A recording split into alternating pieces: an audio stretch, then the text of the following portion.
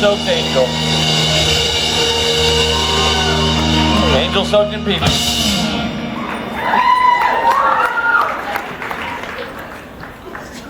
I'm not going to make this not awkward. All right, fine, jeez. Sorry about that. That's 10 minutes we're never going to get back. It could have been a train story. Hi. Hi, Washington. How many of you fine people, and of course not all of you are fine people, but how many of you are Washingtonians? I now have a Washington license.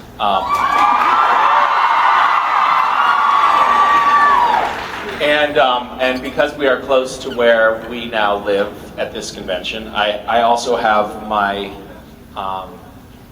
my family here. Yes, and some other people here.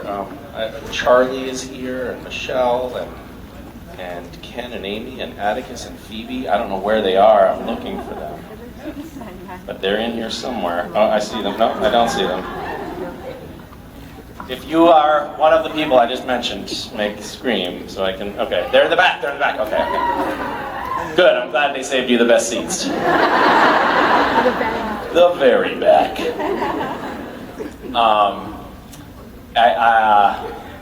Because my children are in the audience, I would humbly ask that you all, if you're asking questions, you refrain from using any kind of profanity. Like and I'm fucking serious about that. So don't you cross me. I have permission from my children to tell stories about them if it comes to that. Yeah. I'll tell. But Atticus, I have a story about West and Atticus. We in Washington, because of the frequency with which it rains here, and people's love of caffeine, there's this phenomenon in a few places where you can go to a drive-through coffee place and be served coffee by a woman in a bikini in her underwear. Do you know about this? I was really amazed to find out about this kind of service. And we drove through in the minivan with Atticus and West in the minivan, and Atticus made the observation, hey, she's in her bathing suit. I wonder if she's going swimming.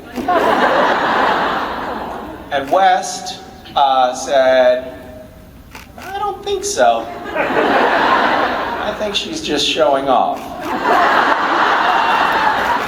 But we are kind of close to the ocean. They unpack a lot of things as friends, West and Atticus. Mason, what story should I tell about you? I'm trying to keep it even. Yeah. Tell what? Funny story. Oh, okay. I'm not going to do the one I was going to do. Okay, so I don't know if this is funny or sad. Recently, we were just coming out of a burger place in Bellingham, north of here, and we happened to be kind of blindsided by a bunch of people who were sitting at this outdoor patio. There were like 6 or 7 young women who were all definitely Supernatural fans, based on the fact that they knew my name. They were very, very excited to take pictures with me, and they sort of screamed. So Mason was very tired, and she was sick of, going around town running errands with me. And Mason has this thing that she does sometimes when she's very tired, which is she sets you up with a situation that she knows you can't win. And so I took photos with these people, and that was like, Mason is now getting really tired on the sidewalk, wants to go home. And I am giving my attention to other people, which didn't go over very well. And then she said, Dad, I want to go. And I said, okay, let's go. And she said, no! I want to go! And I said, okay, let's go. And she said, no! I want to go! And I said, you want me to go? And she said, no! No! I want to go! I want to go at the pet store! And she pointed across the street to the pet store across the street. And I'm like, they're closed. And she said, I want to go! And I said, you want to go? I know you want to go. Let's go. And she said, no, no, no. And she got down on the pavement, and we're right in front of all these fans. You would think I'm the worst parent in the world. And I said, Mason, I don't know what you mean. What do you mean? And she said, I want to go. I said, I don't know what you mean. I am helpless. Help me. Help me. And get me out of this embarrassing situation. And she said, go. It's Chinese for dog. I want a dog.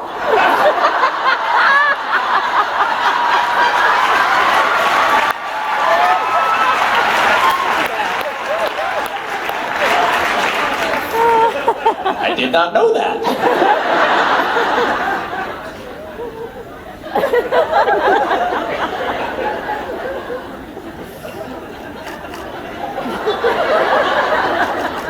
She has a knack for like a little twist, which I like. I've told this story before, but I'll tell it one more time, and then I'll answer your questions, because you actually don't want to hear about my kids. But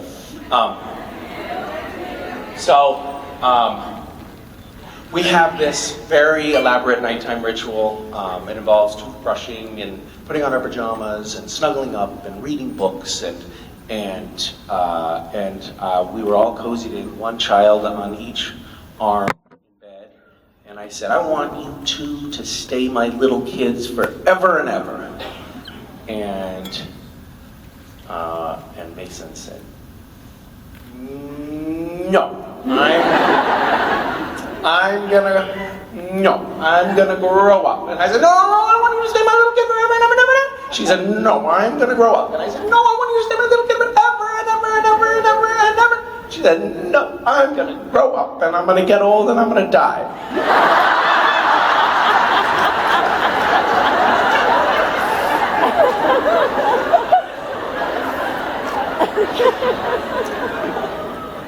And that sort of changed the mood.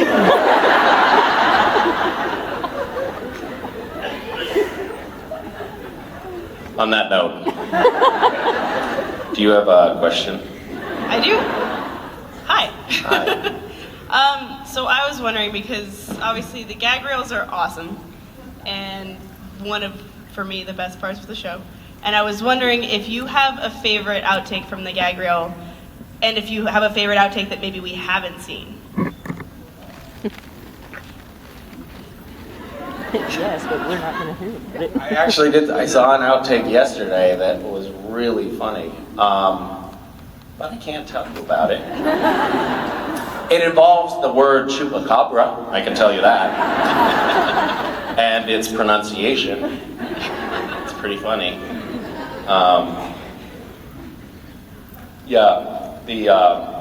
The thing about the gag reel is, so, for those of you who haven't seen the show, we have a gag reel that goes. It goes on.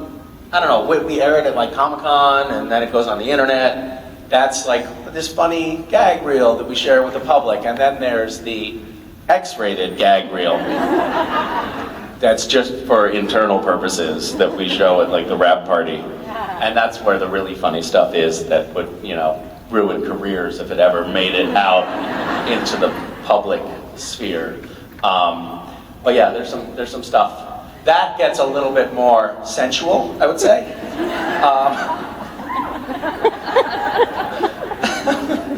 That's such a gross word in that context.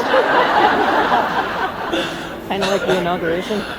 Thank you for opening this line of discussion. Hi. Hi. So I was wondering, when you were growing up, what did you want to be? What did I want to be Yeah. when I grew up? When you were a little kid, what did you want to be? I wanted to be, I cycled, you know, it's funny, when I was a kid, people seemed to ask me that all the time, like, what are you going to be when you grow up? It was sort of the thing that adults asked kids. They would ask you, how old are you, and what are you going to be when you grow up? And so I felt like, oh, I really need to have a quick, ready answer for this question. But I changed my mind a lot. I wanted to be a writer, I wanted to be a musician, I wanted to operate trains, and it just changed all the time. So I don't like have in my mind a version of one thing that I wanted to do, but I knew that it was important all the time. My kids don't seem to get that question very often of what they want to be when they grow up. So that's something to think about, you guys. Should get on that. Did you have something that you wanted to be when you grew up? Or maybe you're not grown up yet. I can't really see because the lights are in my eyes. I refused to be grown up. Okay, good. But when I was a little kid, I really wanted to be like many things at the same time, like an animal trainer and a pastry chef. Okay, so not like multiple personalities, but No. so you wanted to have a lot of different careers, Yes. but simultaneously? All at the same time. One So job. you're thinking you're like working at 80-hour weeks, it sounds like. That's a recipe for burnout, is Or what like that is. roll it all together, you know? Oh, you make it like into one job. one job. I'm trying to see how far removed you are from little. Okay, yeah, that was a while ago. It was All a right. long time. I actually really am blinded by the lights, so okay. No, I get it. I've got a good sense now. Thank you. Yeah, that's an important question. I mean, it's a question that I think I still struggle with, what to be when I grow up. Yeah. I think it's funny, I think as young people, we have this misguided perception that you grow up and then you pick something and then that becomes codified in your existence as the thing that you are, that you do for the rest of your life. But of course people go to school and they become attorneys and then they become chefs after that, and then they become wanted by the FBI. You know, there's a whole bunch of iterations of career that people have over the course of their adult lives.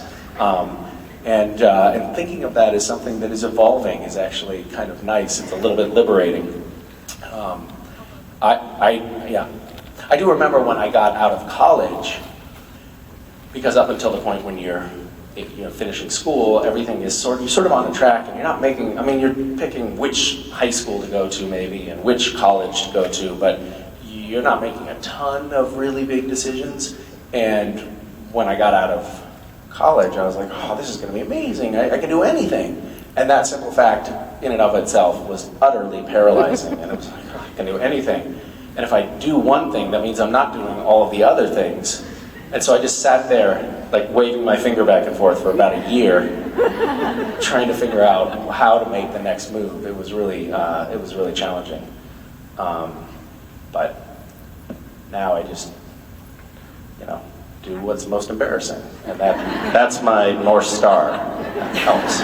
Thank you. Yeah. Hi.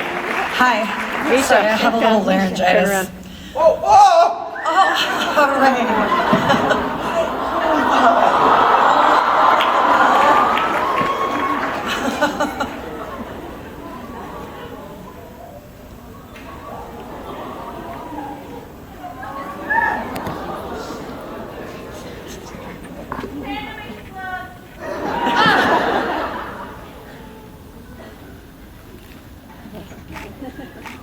How did you get up here? Did you just sneak away?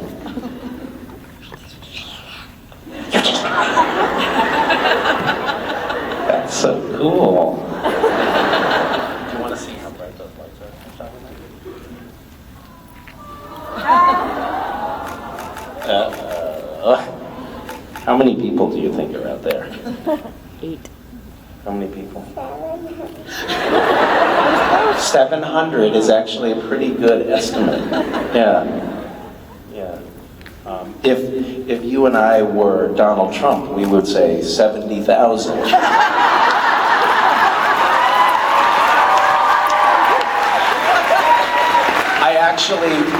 I went to a Donald Trump rally. Some of you may have seen the video that I posted of me going to a Donald Trump rally, and it was very illuminating.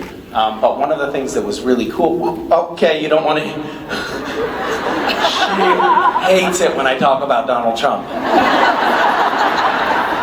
She actually does. She's like, stop talking about Trump, she will say. Bye, Mason, thank you for visiting.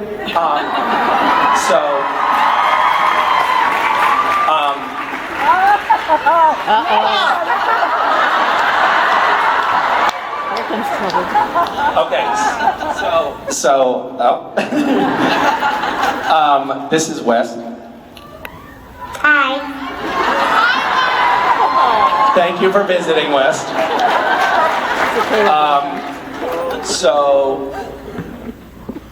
What was I talking about? So at the Trump, I went to the Trump rally, and there were a lot of people showed up, a lot of security, tons of police in riot gear outside, and the stadium or the arena or whatever that we were in had an 8,000 person capacity. And it was like, I would say a good 75% full, like a lot of people there. He got up at the podium, the cameras are all pointed at the podium, not like the press cameras are pointed at the podium. And he got up at the podium and he said, "It's amazing! It's amazing!" My Trump impression is better than Alec Baldwin's. It's amazing. We have 30,000 people here today. Turn the cameras around and show. You won't show, will you, you press? You're not going to show. And it's like the cameras are pointed this way on tripods. They're not going to like, he knows that. So he says there's 30,000 people in a 75% full stadium that seats 8,000 people. It was amazing. So anyway, it's amazing to see that there are 9,000 of you here today.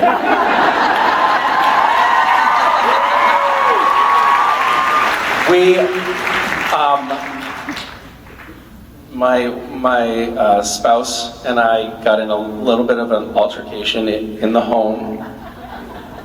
Nothing violent. No police were called or anything. But she did say, you are, and this was not a joke or anything, it was, you're acting like Donald Trump. Yeah, I know. That's what I have to live with. And then because I am the mature adult in the relationship, retorted with, "You're Mama Trump." Which the kids loved the sound of and started repeating, which really worked to my advantage. And they occasionally bring that up as a fond memory. Remember when we called you Mama Trump? Anyway, really, I'm thrilled with our president. Other side. Which side am I on? Hi. Hello. Sorry, I have a little laryngitis, but I'm going to try so everyone can hear. That's okay. I have permanently damaged vocal cords from playing Castiel. Yes. We love you for it. So Gishweth, such a wonderful event. Such a wonderful thing to be a part of. It was my first time last year. I think the best thing I did was I brought an ice cream truck to my local police department, which we have now made a regular summer event with the fire department. Wait, how can you say you did it last year for the first time and now it's a regular summer event? Because I'm poking holes in your story. We've already scheduled it. Oh, really? That's awesome. So it's pretty cool. Okay, now I feel like a jerk. Anyway, in addition to the wonderfulness around the world that it spreads, there's also such a wonderful grand prize. So zip-lining through the jungle, Scottish Castle, Iceland. Any hints as to where the winning team will be going next? I wouldn't know. I'm always a runner-up. That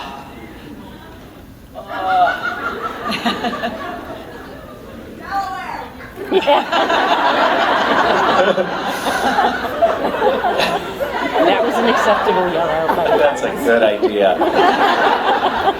Maybe it should be Delaware. Lebanon, Kansas. We are going to a really, really sweet Motel 6 in Delaware. Oh shit, everyone's staying at my house. It's going to be just shy of awesome. I'm trying to think of a hint that, it's a place that has a problem with a lot of invasive species. It's right here. Australia. My house? Washington.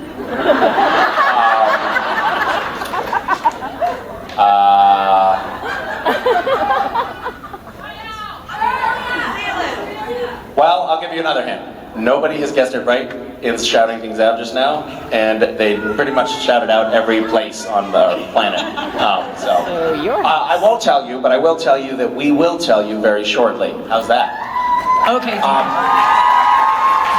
Are we talking about when we're telling people about soon? Like super soon, on the verge of immediately. Hooray. That's an exaggeration, but very soon. So, how many of you in this audience have participated in Gishwiz? How many of you are going to do it again?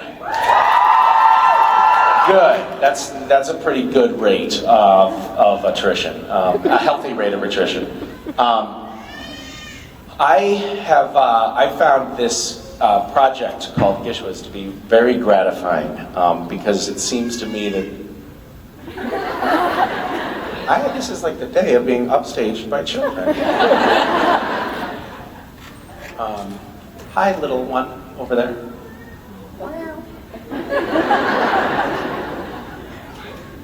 Was it because I was talking about Trump?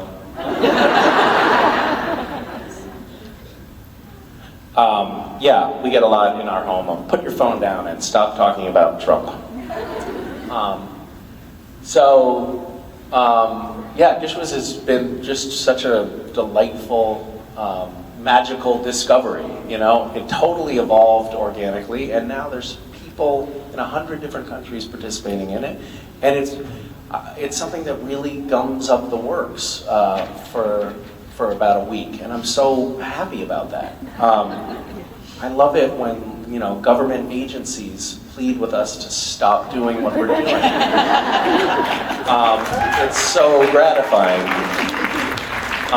And did you have a positive experience other than the ice cream and the police? It was amazing. Yeah. The whole thing, I got to spend some time with my oldest son, who was raised by his adoptive family. So it was a great bonding experience for us. Oh, wow. Yeah. How long have you two been spending time with each other? About 4 years now. Uh-huh. Yeah. Wow, that must be an intense reunion. It's pretty cool. Wow, that's awesome. Congratulations. Thank you. How old is he? He's 26 now. Oh, so you sort of skipped all the challenging years and now just get to enjoy a fully formed adult. Well, I have an 11-year-old too. That's smart. We had an item maybe 4 years ago in Gishwiz. Sometimes every year we try to put some things in there that are like almost impossible and who knows how this will work, but one of them was reunite with your birth parent. And we have these incredible videos, these amazing emotional moments captured where just by getting that like extra little push of like you're in a game and they're asking you to do it, and I'm like, you know what?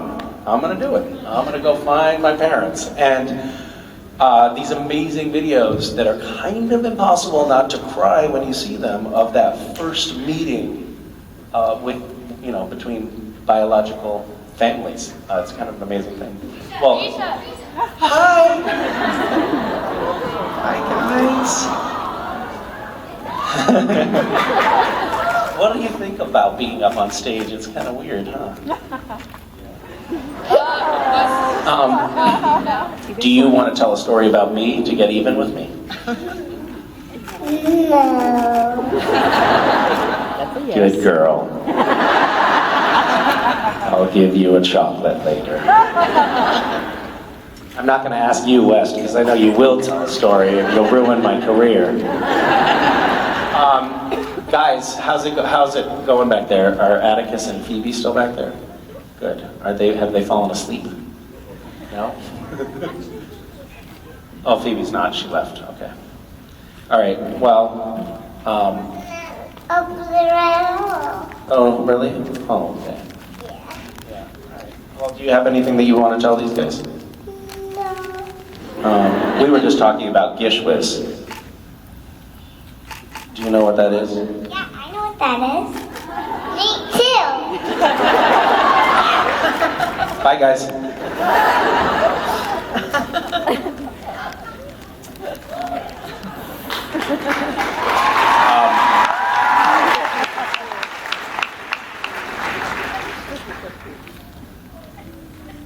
Yeah, I was just telling, we were, for a bedtime story recently, reading the Gish Whiz book. At the end of every Gish Whiz, we put together a book. It's a compendium of curated photos from the event. And we were reading it as one of our bedtime stories, and I was explaining to them what Gish Whiz was, and they thought it sounded pretty cool, because basically I said, I got thousands of people who will do whatever crazy shit I don't do. Isn't that awesome? And they were like, yes, that is pretty awesome. What does your dad do for work? Well, I guess he sort of tortures people. I think it's your turn. Thank you. When you were talking about Trump, Oh, no, I think I was just trying to say put down the phone and stop talking about Trump. If I did say be normal, that was a Freudian slip. okay, Yeah, I did not intend to say that. I have a very short question and a semi-long one. I was wondering. You have a short question followed by a longer question? No, they're both short, to be honest. I'm sorry. Well, how does the length of the question compare to the preamble about the questions? I don't know. It's hard to say. All right, we'll have to parse that out after we hear some of the questions. Who do you ship the most in the whole entire series in Supernatural? Who do I ship the most? Yes. Is that what she said? Your OTP. One true pair. Oh, OTP means one true pair. I know that. I'll be. I tumble. You know what's amazing is when I first got up on stage 9 years ago or whatever it was, and somebody asked a question about shipping. First of all, I had no idea what it was. And second of all, the audience was like, no, the horror, please don't. And now everyone's like, yes, she said shipping and answer the question. The tenor in the room has changed quite a bit. People just don't care anymore. But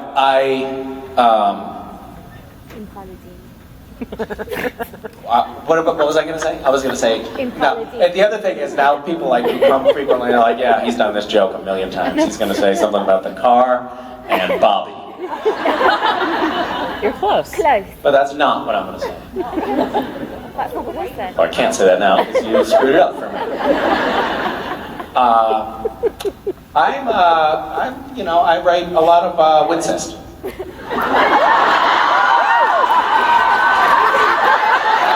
I'm very proud of you because you just said That's that my on stage. OTP. Okay, and my final one is, what is the worst prank Jared and Jensen have pulled on you, and how do you plan to get them back? Well, I can't tell you how I plan to get them back because you're, as far as I know, a spy who will tell them. I can't even go on stage to actually talk to you on you. But No, it's not going to work. The worst prank that they I guess in general, I can sort of paint in broad brushstrokes on this one and just say that the worst prank that they've ever played on me was over time getting me to think that we were friends.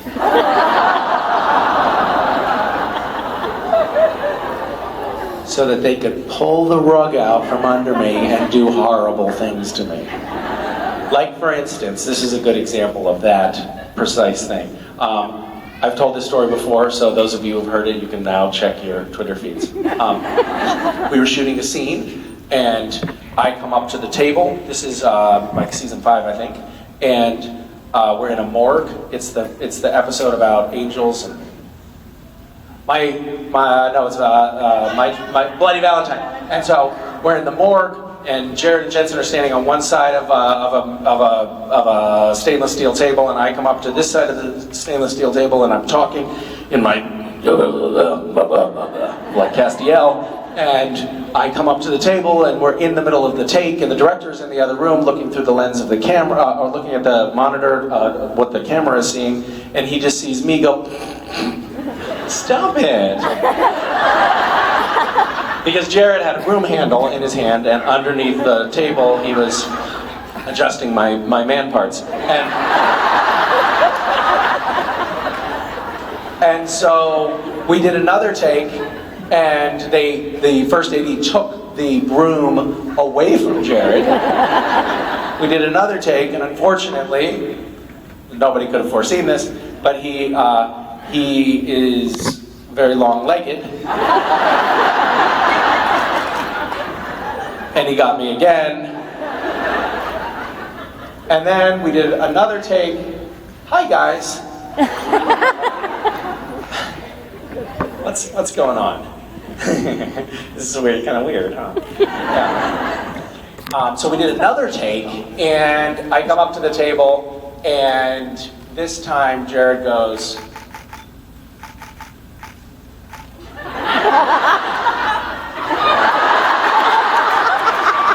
and he's off camera, so the director's not seeing it, and they're just seeing me laughing, which is, kind of unprofessional. And Jensen had the foresight to say, "Misha, hey, just don't look at him." He was getting kind of irritated too. And so I come up to the table for the 4th take, and I go up to the table, and instead of delivering the line to Jared like I have been, I look at Jensen, and he goes,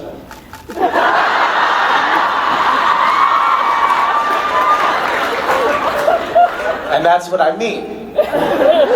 They lull you into thinking that they're your friend and that they've got your best interests at heart, but they never do. Thank you so much, Misha. Well, thank you. Hi. Hi, I actually live in Bellingham too, so. Oh my gosh! Yeah. OMG! OTP! So, what do you think of Bellingham? I like it. I think it's pretty cool. Did you grow up there? Yeah, I did. Really? So are you can't wait to get out of there? No, I like it. Really? Yeah. Where did you go to school? In At Baker. So it's kind of up a little bit, but pretty Nice. close to Bellingham. Well, it's a beautiful place to grow up. Yeah. And you seem to have turned out, I mean, I don't know you super well, but you seem to have turned out pretty well. Oh, thank you. Yeah. So I was wondering if there were any scenes filmed in Bellingham or pretty close to Bellingham. No, we do all of our shooting north of the border. So we shoot in the greater Vancouver area. We are generally speaking within, I don't think we ever go outside of like an hour and 15 minutes from Vancouver, but we never cross the border because there would be a whole host of visas that would have to be issued for the entire crew in order to make that happen. And the producers of the show hate America. So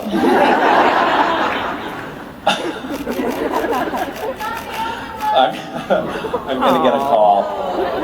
Misha, why are you saying we hate America? Yes. Thank you. Hi. Hi. Sorry. Hi. Hi. I just wanted to thank you for coming so we can all see you here. Thank you for making me feel like a caged animal. I'm sorry. No, it's a pleasure to be here. Thank you for coming. Yes. How are you? Fabulous. Really good. Okay. Yeah. Question. So, being an animal lover, I was just wondering what you thought about this. Do you think that in the show, do you think that animals in the afterlife would go to heaven, hell, purgatory? She'd go to heaven. Let's go to hell. Don't you know the cake song? Great question. Sorry, I thought you were gonna And thank you for asking that. I think that probably a bunch of you in the line were going to ask the same question, so you probably have to think of a new question now. Shit, that was my question too. I was going to ask where animals go when they die. Sheep go to heaven and goats go to hell. There's a cake song. Isn't it obvious? Is it? Yeah. No? Animals go to hell because Are they the hellhounds? they're so gossipy, you know, and vindictive that they all have penance to pay. No, I'm just kidding, guys. Animals don't go to hell. Mason and West are like, animals go to hell?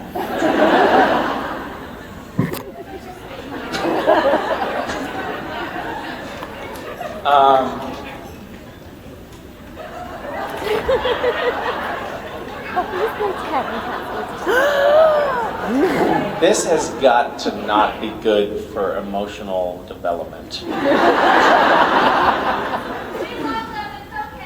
Yeah. Why don't you shower us in attention like they do at the fan conventions?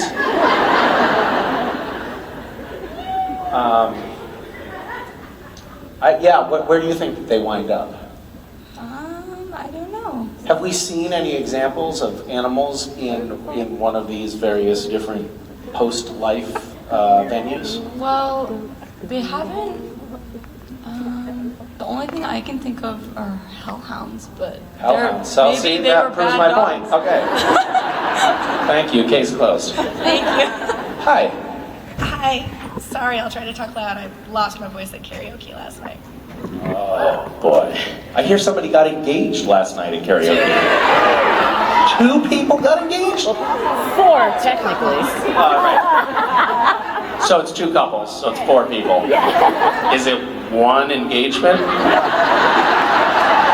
That'd be pretty sweet.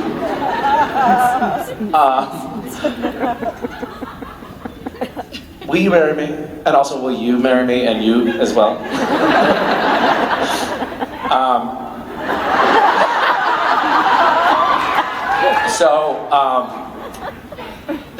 That's amazing. Was there any coordination between the couples?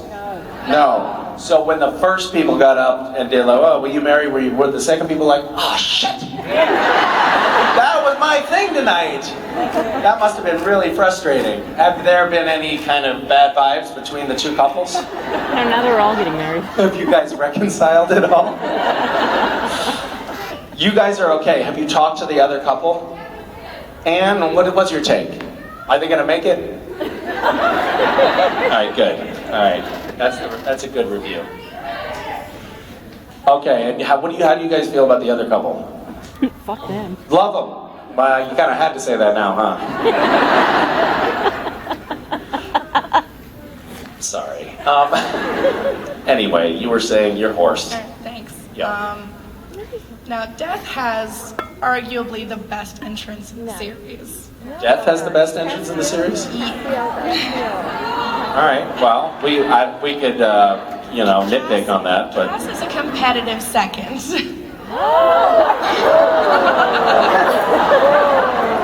He needs a song. Cass needs a song? That's what made Death the best. Oh yeah, Death had that soundtrack, didn't What he? would you pick for Cass's entrance song? Centerfold by Jay Giles Band. Oh man. Well, I mean, it was a pretty badass entrance, right? Like, he comes in, the doors blow open, shower of gunfire, sparks everywhere. So I'm thinking, like, why are there so many songs about rainbows or something? Rainbow Connection? Green Green. Right? Kermit Wouldn't that the be Frog. awesome? Thanks. Sung by Kermit. Yes. Thank you. Hi. Hi. I just want to say you're so amazing and you're my hero, Misha. Oh, now I'm blushing. That's very sweet of you to say, and I'm sorry. Sorry. Don't be sorry. Where are you from? In town. I'm from Bellevue. Oh, nice. All right. So not a terrible commute for you. Are you wearing? It looks like you're wearing like a Russian fur hat. No, I'm not wearing a wig. You're wearing a wig. Yeah, Ah, perfect. that's why it looks like it's I'm so glad bad. that it didn't turn out to be your actual hair. 'Cause that looks like something died on your head. No, that's just my hairstyle. You used to be my role model. What would you like to talk about? I want to know, do you think that if Castiel had the choice to be human or angel, and like no wars were going on, just living his life, would he want to be a human or an angel? That's a pretty good question. I think that Cass would want to be an angel because he's an angel.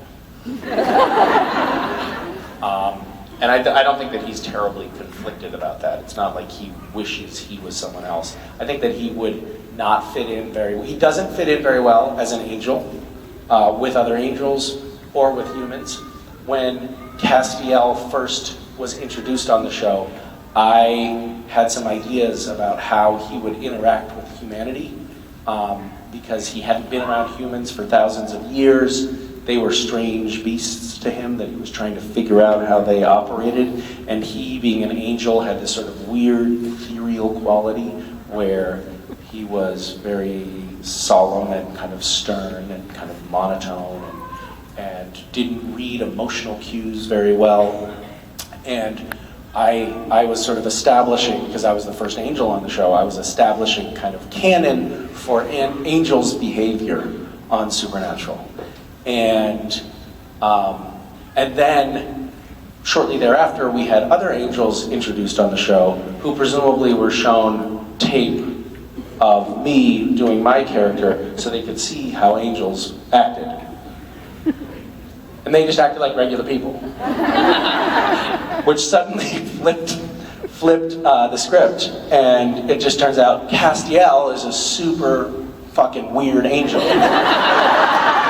So all these guest stars came on and completely undermined me. I thought I was creating a new species of angels who are they all act like this, and all the other actors are like, no, they're just like regular people. You're just weird, dude. So Castiel, therefore, 9 years later, is now an angel that doesn't fit in with angels. He's like, that angel? Everyone's like, that angel is very weird, and we don't know what's wrong with him.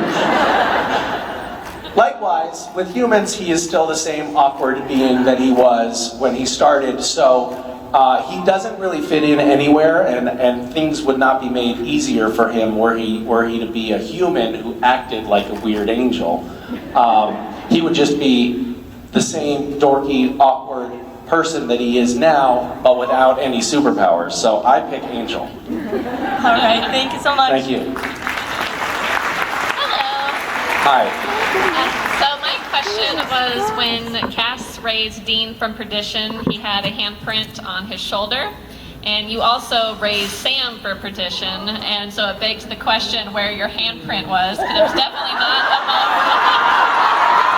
Yeah, it was not. I love it. It's like I learned my lesson the first time that this part of the body scars easily when you're getting raised from Perdition. So when I went to get Sam, I was like, hold on.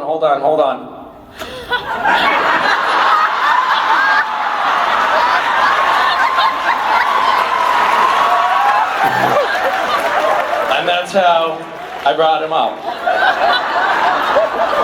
I was like, I don't want to leave him visible. Hold on, Sammy, this is gonna smart. But you'll thank me later. Thank you. Thank you. Hi. So I've seen a little. None of you are running video here, are you? We're cool, safe space. We're all, hi. Hey, so I've seen a little series you made on YouTube for the TSA videos. Yes. I love them, thank you. Thank you. Did they I come- did that with my friend Philip and with Vicky, my They're roommate. hilarious. Do you plan on making any more? Of those? Yeah. I don't think so. Oh. Okay. Well, thanks anyway. No, that has run its course, I think. But it is occasionally fun when I go through TSA security screening checkpoints, and I'll go through and they're like, "Hey, Misha Collins," and I'm like, "Yeah, I'm Castiel," and they're like, "No, whatever." The TSA shit, man, love that. And I'm always a little worried that everyone that I'm going to get a little bit more of an enhanced pat down than I had. Little romance lighting. Yeah. Yeah. Those were fun to shoot. I only discovered them a couple months ago. That's why I asked. So. Yeah. Well, thank you. Have you had any experiences like that at TSA? Oh, Lord.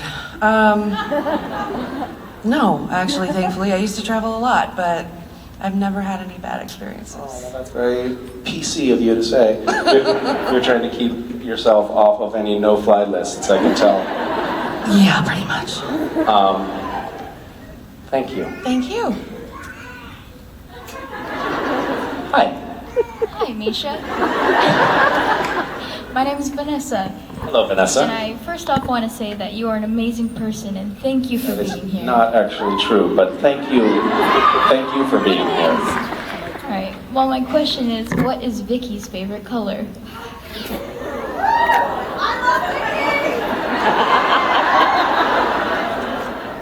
Vic, do you want to come up here and answer a few questions?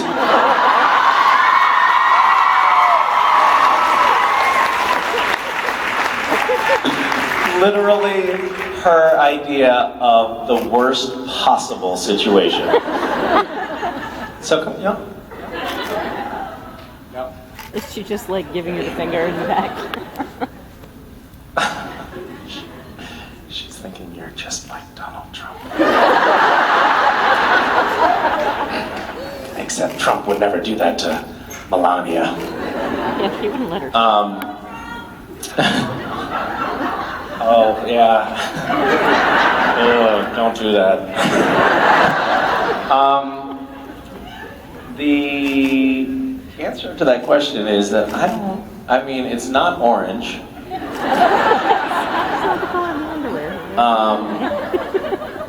I don't know. I mean, here's the thing.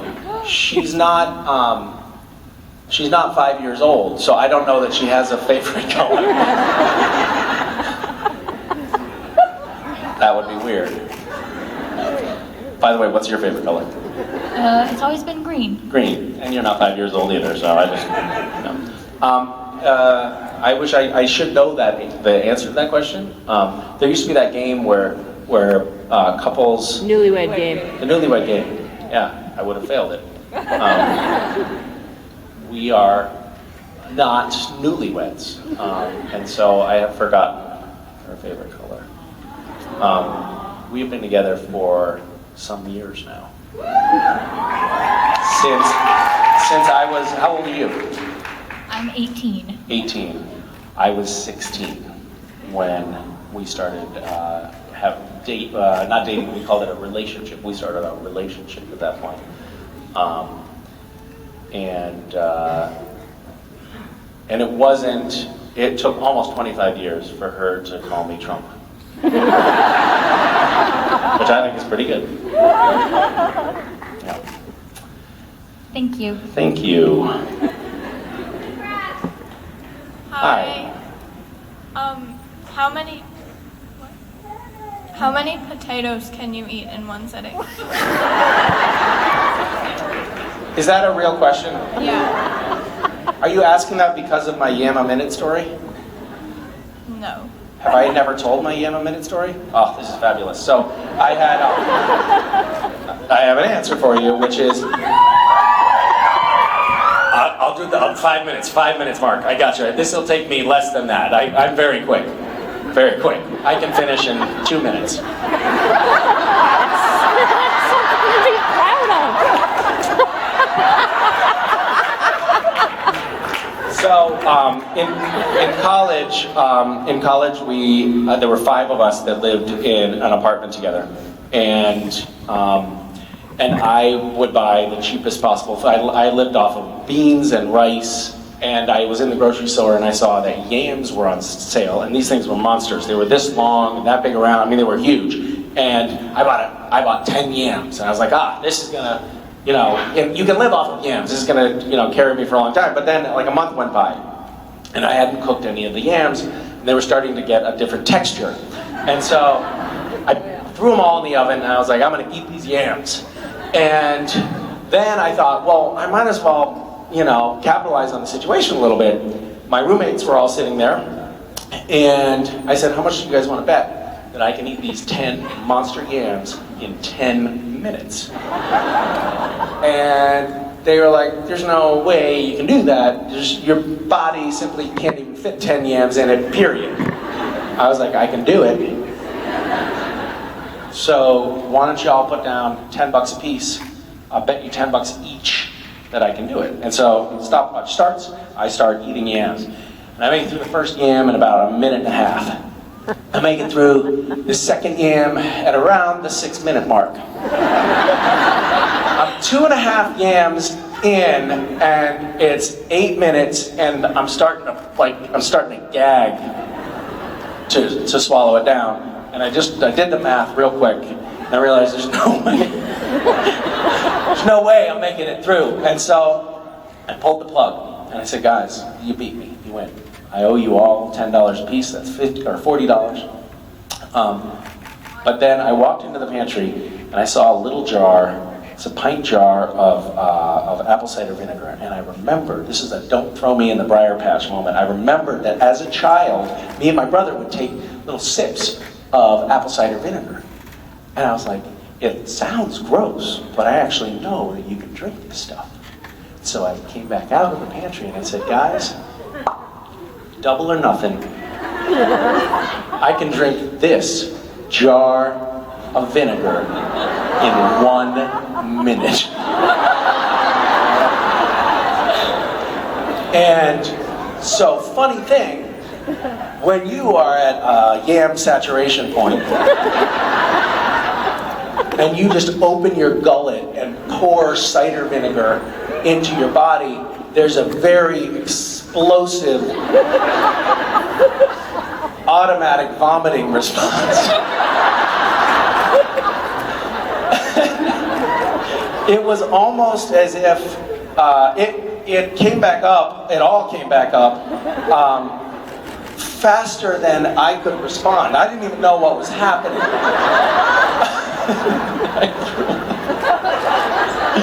All over the floor, which later in arbitration we determined meant that I did not succeed. And so what that meant was I ended up not getting any nutrients from my yams. I lost a bottle of vinegar and I lost $80 and I had to clean up the puke.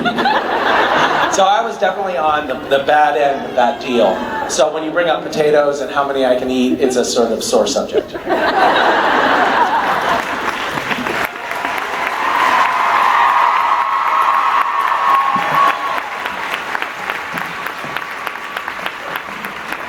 That's a good one. I haven't heard that one before. I'm sorry, I've deprived you of that one. The auto vomit response of the yam and vinegar cocktail. You know what? I know humanity, and I know that right now a lot of people enjoyed that story, except for those people who are heading for the door as fast as their legs can carry them. But somebody in this audience right now is going, no. Oh, really? I'm going to try this out. I don't think I'd vomit instantly. I could do 10 yams in 10 minutes. I think I could power down 3 yams and follow with a quart of vinegar and remain vomitless. They're going to put your theory to the test. I'm telling you. This is how it works. I look forward to the YouTube video. Yeah, remember, pigs? Dick Chat or it didn't happen. That's my motto. Are you aware of Dick Chat? It's sweeping the nation. It's a new social media frenzy. Dick Chat is a new thing. It's like it's taken Snapchat and turned it on its furry little ear, and it's just great. Everybody's into it. I was at this Rand forum at Rand the think tank, and they had this very intimate little panel with Evan Spiegel, the founder of Snapchat. This was like a year and a half ago, 2 years ago, when Snapchat was still newish. Before Dick Chat had come out? Before Dick Chat. And so it was this room of maybe 100, elite intellectuals, and somehow me. And so there was a little panel like this, and they were asking, there was a moderator asking Evan some very thoughtful, business-minded questions about his new enterprise. And then I raised my hand and I said, so wait, isn't it just for sexting dick pics? Which Evan did not like at all. He really did not like me characterizing his platform in that manner. And because you didn't call it out for what it really was. I took him aside after the panel, and at that point he told me that he hated celebrities. So I think it went pretty well. Listen, I'm just telling you right now, you don't need Snapchat anymore. It's all about Dick Chat. Follow suit. Ladies and gentlemen, how was it? Was it fabulous? Was it everything you could be? Good. Seattle, Misha Collins. He's our angel. Come and save me tonight. He's my angel. Come and make it alright.